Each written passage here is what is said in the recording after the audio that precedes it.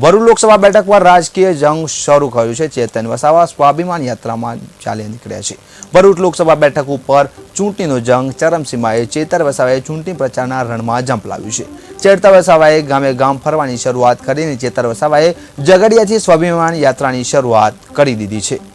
તારીખ 22ના રોજ ભરૂચ જિલ્લાના સુપ્રસિદ્ધ હનુમાનજી દાદાના મંદિર ગુમાનદેવથી અમે સ્વાભિમાન યાત્રાનો પ્રારંભ કર્યો છે।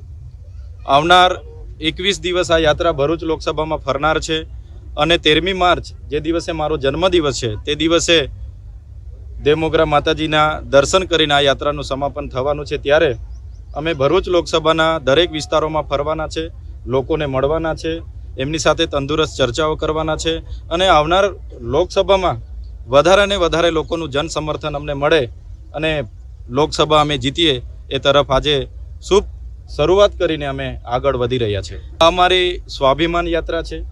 જે રીતના દેશ અને રાજ્યમાં ભય, ભૂખ અને ભ્રષ્ટાચારથી ભાજપ સરકાર ચાલી રહી છે તો એની સામે અમારી આ સ્વાભિમાન યાત્રા છે।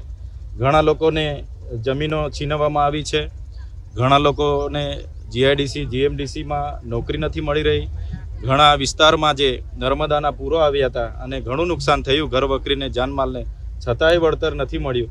ત્યારે આજે અમે લોકોની વચ્ચે જઈએ છીએ અને ચોક્કસ આવનાર દિવસોમાં લોકસભામાં અમે જીતવાના છે। ત્યારે જે રીતના ધારાસભ્ય બન્યા પછી ક્યારેય અમે એક દિવસ પણ આરામ નથી કર્યો, એવી જ રીતના લોકસભા જીતીને પણ લોકોની વચ્ચે રહીશું, લોકોની નાની મોટી સમસ્યામાં ન્યાય આપવાનું કામ કરીશું અને લોકો માટે સડકથી લઈને સદન સુધી આદિવાસી સમાજ હોય, માઇનોરિટી હોય, દલિત હોય, ખેડૂત હોય, વેપારી હોય કે મહિલા હોય, તમામ માટે અમે અવાજ બનીને સંસદ ભવનમાં ગુંજીશું। એ રીતના અમે આજે આગળ પ્રયાસ